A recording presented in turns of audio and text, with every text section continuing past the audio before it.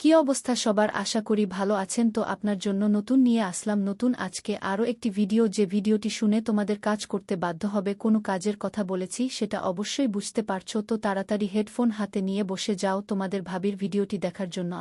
যারা আমার নাম্বার চাচ্ছ তারা অবশ্যই পুরো ভিডিওটি দেখবে। ভিডিওর মাঝখানে আমার নাম্বারটি কিন্তু দিয়ে রাখবো। নাম্বার নিয়ে আমাকে হোয়াটসঅ্যাপে SMS করবা, আমি তোমাদের সাথে সারারাত সময় কাটাবো। তাহলে বেশি কথা না বলে চরম ভিডিওটি শুরু করি। আমি ছিলাম গ্রামের মধ্যবিত্ত একটি ফ্যামিলির সন্তান। আমি ছোট থেকে খুব কষ্টের মধ্যে মানুষ হতেছিলাম। সেখানে থাকা অবস্থায় খুব কষ্টের মধ্যে দিয়ে আমার দিনকাল চলতেছিল। আমি খুবই গরিব ঘরের মেয়ে ছিলাম, যেহেতু সে তো সবার মতো আমি চলতে পারতাম না। সবাই যেখানে ভালোভাবে চলত আমি সেখানে খুব খারাপভাবে চলাচল করা লাগতো, কারণ আমার আয় তো এরকম কোনো আশা ছিল না। কিন্তু আমার জীবনে এরকম একটা সময় নেমে আসবে, সেটা আমি কোনো কল্পনা করিনি। কি সময়টা আমার জীবনে নিয়ে এসেছিল সেটা জানার জন্য অবশ্যই পুরো ভিডিওটি দেখে থাকো, তাহলে কিন্তু বুঝতে পারবে আমার লাইফ স্টোরি এটা কিন্তু নিয়ে আমার নিজের লাইফের ঘটনা একটি। তোমার বাবা কৃষি কাজ করতে, কিসে কাজ করে যে পরিমাণ টাকা পেতে সে পরিমাণ টাকা দিয়ে আমাদের ফ্যামিলি চলাচল করা খুবই কষ্টকর ছিল। সেজন্য আমার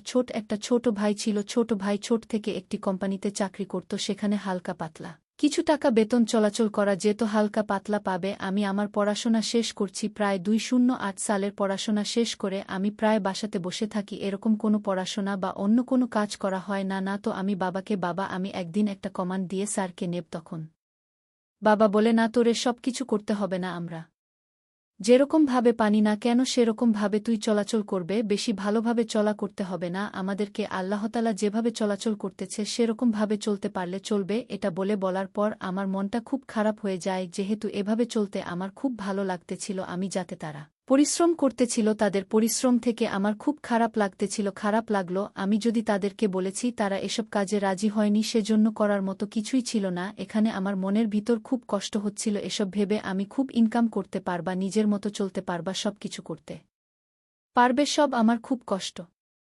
লাগতেছিল। একদিন হঠাৎ করে আমার ছোট ভাই আমাকে বলতো, আমার কোম্পানির পাশে একটা কোম্পানি রয়েছে, সে কোম্পানিতে কিন্তু লোক নিতেছে, তো চাকরি করতে চাস সে তো সেখানে চাকরি করতে পারিস। আমি বললাম আচ্ছা ঠিক আছে, তাহলে তুই কথা বলে আমাকে জানা, তাহলে আমি ওখানে যাকে নেওয়ার জন্য চেষ্টা করব। কারণ তুই সাপোর্ট করিস, তাহলে আমি চাকরি নিয়ে পারবা না। তুই সব কথাবার্তা বলে আমাকে কনফার্ম কর, তারপরে আমি সেখানে যাব। সবকিছু নিয়ে সমস্যা নাকি যেতে বলেছিস আমাকে, আমি তাদের কাস্টমার ব্যবস্থা করে দিব। কিন্তু ওখানে কিন্তু খুবই খারাপ এলাকা, ওখানে খুব সতর্কভাবে তোকে থাকতে হবে। কিন্তু আমি বললাম আচ্ছা ঠিক আছে, সমস্যা নাই। এটা বলার পর ঠিক সেরকমভাবে চলতেছিল আমার জীবন। কিন্তু আমার জীবনে যেমন বিভাজনে নেমে আসবে সেটা আমি কল্পনা করতে পারিনি। সেখানে চাকরি নেওয়ার পর থেকে আমার জীবনটা কিন্তু তছন হয়ে গিয়েছিল। তো কি হয়েছিল সেটা জানতে হলে পুরো ভিডিওটি দেখো। হয়ে গেছে তোর, সমস্যা নেই, তুই চাকরিটা কর। দোকানে অফিসে যারা আছে সবাই কিন্তু খারাপ, ওরকম ভালো না। তুই যেখানে খুব কিন্তু কেয়ারফুলি ভাবে থাকতে হবে, কেয়ারফুলি থাকে না পারলে কিন্তু সেখানে তার বিভিন্ন ক্ষতি হয়ে যেতে পারে।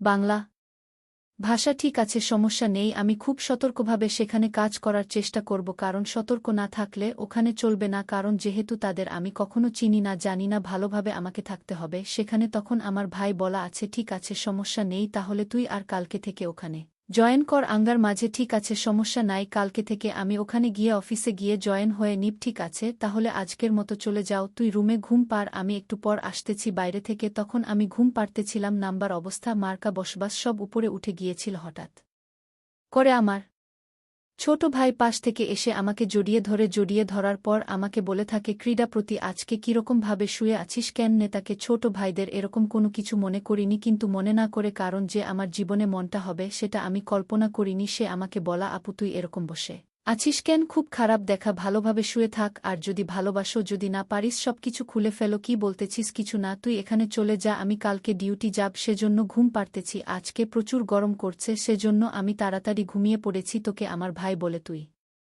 কি বলতেছে এসব? সমস্যা নেই, আমি তোকে তেমন কিছু করিনি। রেকর্ডে টাচ করতে থাকে, রেকর্ড করে থাকে আমার পিকচারটা, নানা রকম উত্তেজনা কাজ করে। সে আমার সাথে অনেক সময় মজা করতে থাকো। মজা করতে করতে আমাকে বলে, আপু তো তোকে কে খুব সুন্দর লাগছে, তুই কি আমাকে ওই জিনিসটা করতে দিবি? আমি বললাম তুই কোনো জিনিসের কথা বলতেছিস? তুই আমার ছোট ভাই হয়ে সবকিছু কথা বলতেছিস। সবাই বলে আরে তেমন কিছু নাই, সবকিছু করতে পারে ছেলের একটা মেয়ের মধ্যে। তখন আমি বললাম না, এসে কিছু হবে না আমাদের মধ্যে, ছোট ভাইকে সবকিছু করার কোনো মানে হয় না। এসব করে এখান থেকে চলে যা, না হলে কেউ নামটা আমাকে ডাকবো ছোট ভাই বলে তুই কাকে ডাকবি ডাক সমস্যা নেই কিন্তু তোকে আমি খেয়েই ছাড়ব এরকম করতেছি কেন হয়তো বাইরে থেকে কোনো নেশা করেছে যে কি না আমার জানা ছিল না না হলে তো আজকে এরকম করার কোনো কথা ছিল না সে আমাকে এরকম ভাবে পড়তেছে যেন আমি তার বউ একটা বুয়ের সাথে একটা স্বামী যেরকম করেছি আমার সাথে কিন্তু সেরকম করতেছিল আমি বললাম তুই এসব কিন্তু খুবই বাড়াবাড়ি করতেছিস এটা কিন্তু ভালো হচ্ছে না আমি যদি বলেছি সে তো আজকে আমি কাজ করেই ছাড়ব তুমি যতই না করো না কেন আমি কখনো কিন্তু এই কথাগুলো মানব না আমি সহ্য করে জানা হলে কিন্তু খুব খারাপ হবে আমি কিন্তু চাকরিটা ম্যানেজ করে দিয়েছি চাকরিটা কিন্তু ক্যান্সেল করে দেব এখন আমি বললাম তুই যা বলছিস সেগুলো কিন্তু ভেবে চিনতে বলতেছিস না তোর মাথার গেছে আবেগ কাজ করতেছে বুদ্ধি কিন্তু কাজ করতেছে না সমস্যা নেই আমার মাথায় যেটা কাজ করে না কেন আজকে আমি তোকে চাই আমি যেভাবে বলবো তোকে তুই সেরকম ভাবেই থাক বেশি কথা বলবি না আমি যেটা বলি সেটা করবি সেটা বলে আস্তে আস্তে আমার বাপ বলার পর হাতাতে থাকে আটানোর পরে আমাকে আস্তে আস্তে করে ধরে জড়িয়ে ধরার পর বুঝতে পারবে না সে আমার সাথে কি করতে চাচ্ছে আপনি কিন্তু বেশি চিৎকার করবে না তোমার চাকরিটা খুব প্রয়োজন ছিল সে তোমাকে তোর কথাগুলো মানতেই হবে এভাবে চলে আমার খুব ভালো লাগতেছে না সেজন্য আমি তোকে বলেছিলাম চাকরিটা ম্যানেজ করে দেওয়ার জন্য কিন্তু তুই যে আমার সাথে এসব করবি সেটা কিন্তু আমার কখনো জানা ছিল না এসব কিছু বলার পরে কিন্তু আমাদের মাঝে শুরু হয়ে যায় সারারাত সময় কাটানো কি সময় কাটানো হয়েছে সেটা কিন্তু তোমরা বুঝতেই পারতেছ এভাবে আমাদের মাঝে সারারাত এসব কোনো খেলা চলতে থাকে তোমার সকালবেলা অবস্থা কিন্তু খুবই খারাপ হয়ে গিয়েছিল যেহেতু আমি কখনো এসব কাজ করিনি ফ্রেশ হয়ে অফিসের উদ্দেশ্য বের হয়ে যায় অফিসে বের হওয়ার পর যাওয়ার কল্পনা করতে পারিনি তা আমি অফিসে যাওয়ার পর বলছে আমাকে বলে যে তুমি তোমার সব থেকে কাগজপত্র নিয়ে শিশু কেন আমি বললাম যে স্যার আমি সকল কাগজপত্র নিয়ে এসেছি তখন স্যার বলা আচ্ছা ঠিক আছে তাহলে তুমি পাশে বেডরুমে আসো বেডরুমে এসে তোমার সাথে আমি কথা বলেছি আমি বল আমার রুমে যাব কেন যা কথা বলার এখানে বল কথা বলে না এসব বলার কথা বলা যাবে না আমি তাদেরকে খুব সুন্দরী ছিলাম যার জন্য সবাই আমার কোনো সৃষ্টির দিকে হঠাৎ করে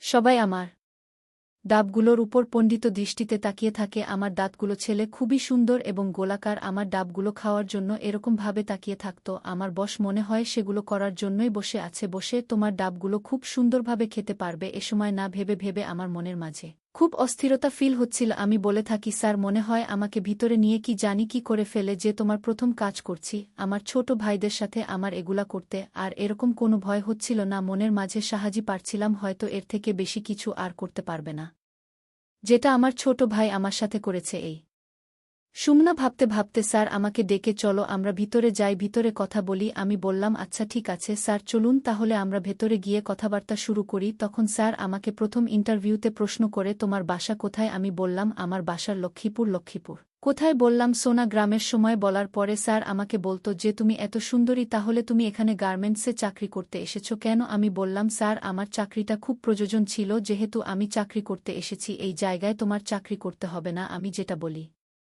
সেটা রাজি হয়ে যা তাহলে তুমি অনেক টাকা ইনকাম করতে পারবে এবং ভালোভাবে লাইফস্টাইল কাটাতে পারবে ওকে স্যার সমস্যা নেই আমি আপনি যেভাবে বলবেন আমি কিভাবে কথা রাখার চেষ্টা করব তার তখন বল আমি বেশি কিছু বলবো না তুমি যা ফ্রি টাইম আমার সাথে সময় কাটাবে আমার যখন ফ্রি টাইম থাকবে সেই সময় তুমি আমার ওখানে চলে আসবে আসার পরে তুমি জাস্ট আমার সাথে ওই কাজগুলো করবে কোনো কাজগুলো করতে বললে আমাকে সেটা তো তোমরা অবশ্যই বুঝতে পারতেছ সুমনা কিছু বলার পরে আমাকে বলো তাহলে চলো আজকে সময় কাটায় বাহিরে গিয়ে ঠিক আছে স্যার চলুন আপনি যেভাবে বলতেছেন আমাকে আমি সেই রকমভাবে আপনার সাথে সময় কাটানোর চেষ্টা করব স্যার তখন আমাকে গাড়িতে নিয়ে চলে যায় বাইরে যাওয়ার প্রসার আমাকে বলে কেন ওয়েট কর আমি আসতেছি একটু পর আসার পরে ছাড়া আরেকটা তার বন্ধুকে নিয়ে আসে আমি বুঝতে পারলাম যে তার বন্ধু হয়তো আমার সাথে আজকের সময় কাটাবে কিছু মনে ভাব থাকলে স্যার আমাকে নিয়ে যায় একটি সিক্রেট জায়গা সিগারেট দেখে যাওয়ার পর আমি বুঝতে পারলাম যেখানে আমাকে নিয়ে এত কাজ করবে সে প্রথমে ছাড়া আমাকে কে বুকে নিয়ে জড়িয়ে ধরার পর আমার কপালে কি চুমু খাওয়া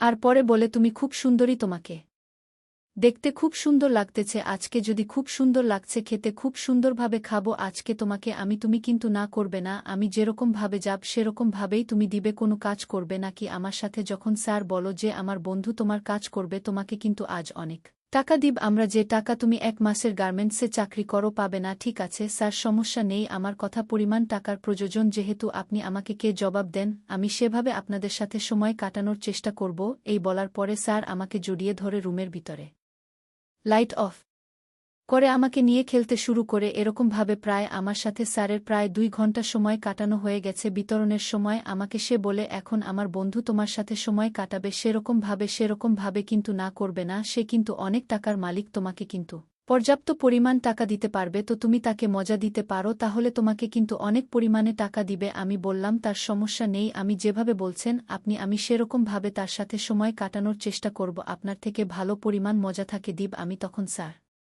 বলা আচ্ছা ঠিক আছে তাহলে আমি বাইরে আছি তাকে আমি পাঠিয়ে দিচ্ছি তুমি তার সাথে শুরু করো যে ছেলেটি আমাকে কাছে এসে বলে কিন্তু খুব সুন্দরী ছিল তো তুমি এসব কাজ করতেছ কেন আমি বললাম আমার খুব টাকার প্রয়োজন ছিল সেজন্য এসব কাজ করা তোমার টাকার প্রয়োজন সেহেতু তুমি আমার সাথে সময় কাটাবে প্রতিদিন সমস্যা নাই তোমাকে একটু পরিমাণ টাকা দেব আমি যত বাহিরের লোকজনকে অনেক টাকা দিয়ে তোমাকে আমি টাকা পয়সা দিব কোনো সমস্যা নেই জাস্ট তুমি আমার সাথে এরকমভাবে প্রতিদিন সময় কাটাতে আমাকে যে পরিমাণ মজা দিবে সে খুব মজার টাকা দিবতা নাগর আছে ঠিক আছে স্যার সমস্যা নেই আপনি যেভাবে বলবেন আমি সেরকমভাবেই করার জন্য প্রস্তুত রয়েছি আপনাকে কিভাবে করবেন আমাকে জানান আমি সেভাবেই করব তো ভিডিওটি কেমন লাগলো অবশ্যই কমেন্ট করে বল জানিয়ে দিবা দেখা হয়েছে পরবর্তীতে নতুন আরও কোনো ভিডিও নিয়ে দেখা হচ্ছে নতুন কোনো ভিডিওতে।